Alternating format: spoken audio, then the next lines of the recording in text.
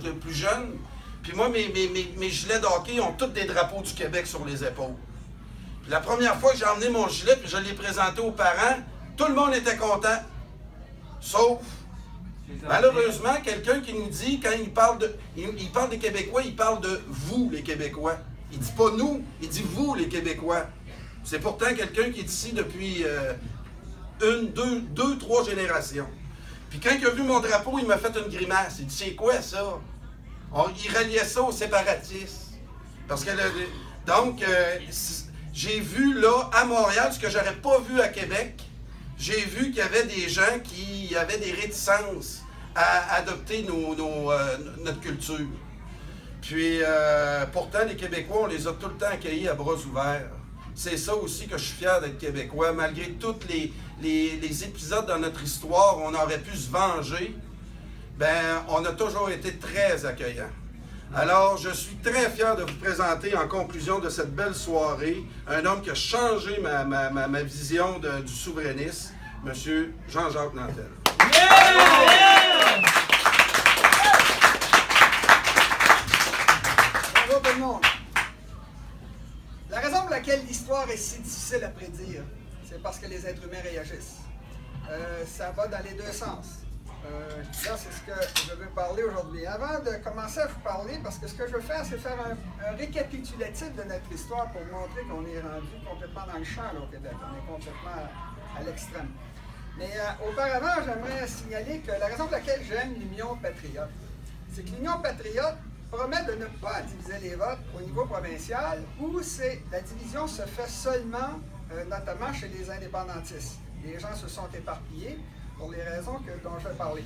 Alors que l'Union patriote, ça serait d'utiliser des secteurs de la politique qui sont mal occupés et où les gens votent peu en passant. Ce qui fait que si l'Union patriote présente quelqu'un au municipal et que les indépendantistes votent pour lui, comme il y a quelques pourcents, je pense que c'est 20-30% qui votent au niveau municipal, alors ça va nous permettre de prendre du pouvoir au niveau local. Et ça, c'est très important parce que, par exemple, l'exemple de la Catalogne nous montre qu'il faut commencer par occuper le terrain si on veut pouvoir ensuite bouger. Maintenant, tout ce qu'on a entendu aujourd'hui, tous les différents groupes qui sont présentés, que ce soit les femmes, que ce soit dans le sport, etc.,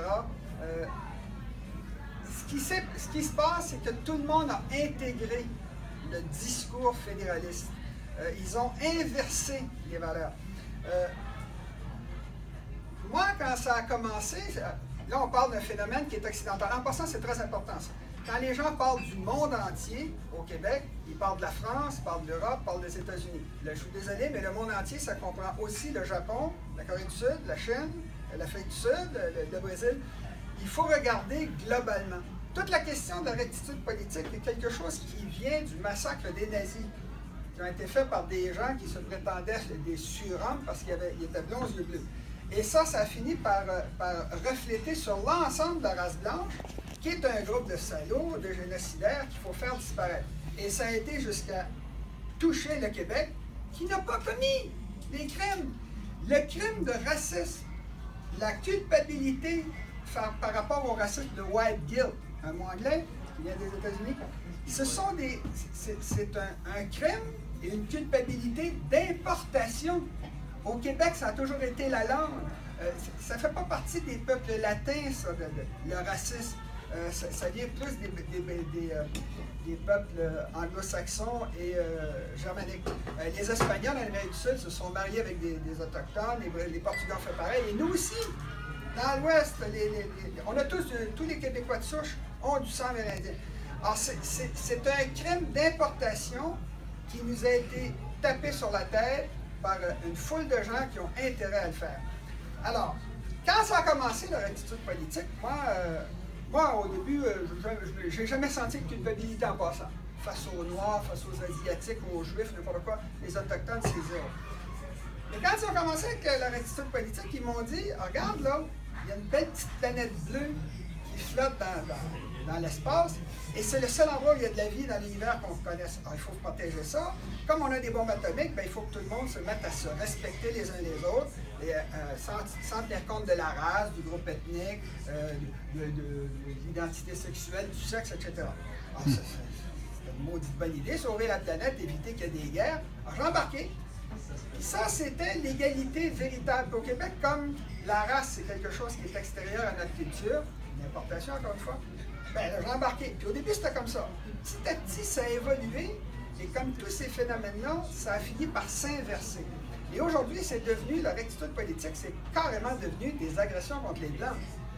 Trump est un salaud parce que c'est un Blanc. Les Québécois de souche sont des salauds parce qu'on a la peau blanche. Ben, écoutez, moi, je regarde l'histoire, puis là, je vais faire notre récapitulatif. Ce qui est arrivé, nous, c'est pas vrai qu'on a massacré les Autochtones. Il y a eu seulement 2600 Français qui ont laissé des descendants d'Amérique du Nord. C'est toute une invasion, hein? Bon. Ce qui est arrivé, c'est que nous, on est arrivés ici. Champlain n'a pas tiré un coup de feu pour installer son habitation. C'était ses amis autour de Québec. Et ensuite, 8 mois plus tard, il a accompagné ses amis dans le futur État de New York pour se battre contre leurs ennemis à eux, les Iroquois. Et ça a été comme ça tout le long du régime français.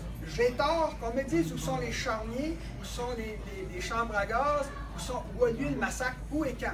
Et ça ne devrait pas être difficile parce qu'on était 5-10 000. Alors, ça devrait être à Québec, à Trois-Rivières, à Montréal. Bon, ça n'a pas existé. Alors, toute la fameuse histoire que c'est des territoires non cédés, je commence par dire que le nord du Québec, ça a été cédé. Par le traité de la baie James, il y a 4 mots différents pour dire qu'ils cédaient le territoire. Dans le cas du Sud, on est là depuis tout le temps. Ça n'existait pas dans la mentalité amérindienne, cette histoire de céder le territoire. Ils ne comprenaient même pas cette notion-là de propriété du territoire. Ils avaient des territoires de chasse, mais on colle une réalité du 21e siècle sur le 17e siècle. Alors, c'est complètement... De plus, au strict point de vue moral, le territoire appartient à ceux qui y sont nés, et spécialement ceux qui appartiennent à un peuple qui est né sur le territoire. Alors ça, c'est le cas de tous les Québécois de souche. Alors ça, c'est tous des trucs qui ont été utilisés par le fédéral pour nous faire honte et qu'on recule. Et ce discours-là a été intégré par tout le monde, et tout le monde qui a passé au micro en a parlé du racisme, pas des racistes, des xénophobes, des islamophobes, des trucs comme ça. Alors c'est toutes des exagérations. Maintenant, qu'est-ce qu'on a vécu? On s'est installé ici. Si les Amérindiens ont disparu en passant, c'est à cause des épidémies au Québec. Parce que nous, on ne les a pas massacrés, c'était nos clients, nos amis, nos alliés. Il y a plein de cas dans l'histoire où on les a appuyés. Par exemple, les Hurons, les Abénaquis sont venus ici pour se faire sauver par les Québécois de souche.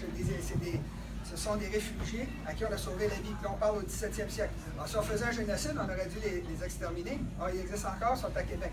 Le territoire ancestral des Hurons est en Ontario, le lac Ontario. Le lac Huron, pardon. Alors, la Nouvelle-France s'est bien déroulée. C'était l'amitié avec les Autochtones et les francophones. Puis là, on est envahi, cette fois-ci à coups de canon, par des gens qui sont venus ici pour nous voler. Ils voulaient nous voler la vallée du Saint-Laurent qui vaut de l'or, la seule voie d'entrée de sens est-ouest de tout le continent nord-américain. Et dès qu'ils nous ont envahis, ils ont expulsé nos élites. Et là, ils nous ont tassés dans les terres. Ils ont fait de nous des prolétaires. Et là, on a subi, je suis bien désolé, mais c'est nous les victimes. On a subi du racisme systémique pendant 259 ans jusqu'à aujourd'hui. Nous sommes la province la plus pauvre du Canada en termes de revenus disponibles par habitant. Vous avez tous moins d'argent dans les poches que vous en auriez si vous viviez n'importe où ailleurs au Canada. C'est curieux qu'on soit la province la plus pauvre du Canada parce qu'on occupe le seul territoire essentiel de tout le Canada. Tout passe par la vallée du Saint-Laurent. La voie maritime, la transcanadienne, les trains, les pipelines, tout. Comment se fait-il qu'on est aussi pauvre? Ben, c'est parce qu'on est envahi par des gens qui nous ont fait subir du racisme systémique parce qu'on parlait mal anglais, parce qu'on était des Québécois, parce qu'on s'appelait Dion, Tremblay, Trudeau, Nantel, ou tout simplement parce qu'on était des catholiques. Ils ont fait passer des tests d'intelligence à mon père, puis quand il a eu fini, ils ont reçu le résultat, ils ont dit « T'es un crétin, tu ne peux pas être un minuscule petit manager au CPR. » Là, on parle du 20e siècle. Ils ont fait du racisme systémique contre nous au 18e siècle, au 19e siècle, au 20e siècle, puis ils ont bien l'intention de le faire au 21e siècle si jamais on devient minoritaire. On va payer pour. Ils vont se venger comme ils l'ont fait d'ailleurs après chaque référendum. Bon, maintenant, le discours quand on était habitué à ça, nous. Dans les années 60, on n'avait absolument rien comme aujourd'hui. On n'avait pas les médias, on n'avait rien. Mais on a travaillé très fort pour faire passer la souveraineté de 5 à 10, à 20, à 30 Quand des chefs politiques, surtout Lucien Bouchard, qui vient vous dire que c'est lui que... Non, c'est nous, qui avons travaillé pendant 40 ans à faire monter à 50 Puis on l'a même fait monter à 55 Mais dès que le référendum de 95 a eu lieu, les fédéralistes méprisaient complètement le peuple québécois parce que c'est leur habitude, c'est dans leur culture, c'est du racisme systémique, c'est comme ça. Là, ils se sont dit, ils ne gagneront pas, alors ils ont fait comme si, en nous méprisant, ils ont failli perdre le référendum parce que c'était des gens comme Jean Chrétien, Stéphane Dion, qui étaient complètement à côté de la traque, qui n'ont rien compris à ce qui se passait. Alors là, ils se sont dit, on s'est fait prendre, la prochaine fois, on ne se fera pas prendre.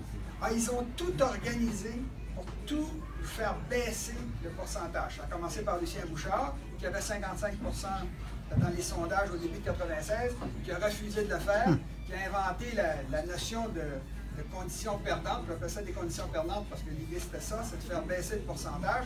Puis quand il y a eu... puis qu'est-ce qu'il nous a dit, Lucien Bouchard? Il nous a dit qu'il faut absolument réorganiser l'État québécois, faire le déficit zéro. Et c'est essentiel avant de faire l'indépendance. Quel est le message qu'il envoyait? Ça va coûter très cher. C'est ça que ça voulait dire. Ça va vous coûter cher. Ensuite, il y avait un autre chef du Parti québécois qui se présente, Pauline Marois, qui dit non seulement ça va coûter très cher, mais il va y avoir des années de turbulence. Vous allez souffrir. C'est les chefs du PQ qui disent ça. Le dernier en date, c'est Jean-François Lisée qui dit c'est tellement nuisible l'indépendance qu'il faut la cacher. On ne peut même pas se faire élire avec 36 d'indépendantistes au Québec. Là, il est rendu à 17. Alors, ils ont intégré le discours fédéraliste, puis tout a été retourné. La rectitude politique, je disais tantôt, c'était quelque chose de bien, de moral, de correct au début, puis là, ça a complètement changé. Là, c'est des agressions contre les Blancs. Ils attaquent les gens qui ont voté pour Trump aux États-Unis. Tu es un salaud, tu as voté pour Trump. C'est tous des trucs comme ça. Puis au Québec, ben là, c'est le cas extrême. Moi, je reçois des communications de gens qui viennent du tiers-monde qui disent « J'ai un goût d'émigrer au Québec, mais c'est pas votre pays, vous n'avez pas le droit de m'empêcher d'entrer, de l'avez volé aux Autochtones. Donc lui, il a plus de droit dans mon pays que moi. » Bon. L'Inde aux Indiens, la Chine aux Chinois, l'Afrique du Sud aux Sud-Africains, et le Québec au monde entier. Bon, c'est tout le discours qui a été imposé aux Québécois, qui a imposé également cette salle-là. Les gens l'ont intégré. Ils ont peur de ça. Alors, un homme comme Jean-François Lisée, par exemple, qui est un vrai indépendantiste, comme d'ailleurs la plupart des gens dans le PQ, ils ont intégré ça et ils ont commencé à cacher, vous disiez tantôt, le Parti indépendantiste qui n'est pas nationaliste, ils se mettent à cacher, c'est très dangereux. Il suffit de dire race, puis là, ils vont se cacher en dessous du tapis. Moi, ça ne fonctionne pas avec moi. Moi, ça n'a jamais été dans mes valeurs, ça n'a jamais été, c'est pas intégré en moi. Au Québec, comme je dis souvent, en Arabie Saoudite, tout est basé sur l'islam. En France, tout est basé sur le gauche-droite. Aux États-Unis, tout est basé sur la race. Au Québec, tout est basé sur la langue. Pourquoi ça change? Pourquoi ça change selon les pays? Parce que c'est un prétexte pour aller chercher de l'argent. Alors, en Arabie Saoudite, celui qui impose l'islam, c'est lui le patron qui gagne 200 000 $. Et celui qui n'est pas musulman, il gagne 40 000 $. Aux États-Unis, celui qui impose sa race, le blanc, il gagne le 200 000 $, c'est le patron. Puis celui qui est noir, il gagne des pauvres, il gagne 30 000 $, 40 000 $. En France, c'est le gauche-droit. Au Québec, c'est celui qui impose sa langue, l'anglais, qui est le patron, qui gagne 200 000 $, puis nous, on gagne 40 000 $. Ce sont des prétextes pour l'argent. Et même le discours par rapport à l'indépendance a été retourné de façon à faire croire, même aux indépendantistes, Carl donnait l'exemple, que l'indépendance, ça va coûter cher. Tout le monde le pense. Tout le monde le pense. En fait, j'ai à peu près rencontré. Alors que c'est l'inverse. L'idée, par exemple, de mettre des droits de passage sur la vallée du Saint-Laurent pour tous ceux qui traversent le Québec. Pas ceux qui viennent faire affaire au Québec. Eux, c'est gratuit. Ceux qui traversent le Québec, ils doivent payer à chaque fois qu'ils passent en voiture, en autobus, en camion, en train, en bateau, en pipeline, en gazoduc, tout le temps. Et ça, c'est ce que font tous les pays du monde. Tous les pays du monde qui sont traversés par du pétrole étranger demandent des droits de passage. Et savez-vous quelque chose? L'Alberta est obligé de donner des rabais de 16 à 26 $ aux Américains quand ils exportent leur pétrole là-bas. Ça veut dire qu'on aurait le droit de le faire ici, 20, quand ils passent à travers le Québec. Ça, c'est le pétrole qui a explosé à Lac-Mégantic. On parle de beaucoup d'argent. Et on parle de beaucoup d'argent après, dans les jours qui suivent l'indépendance.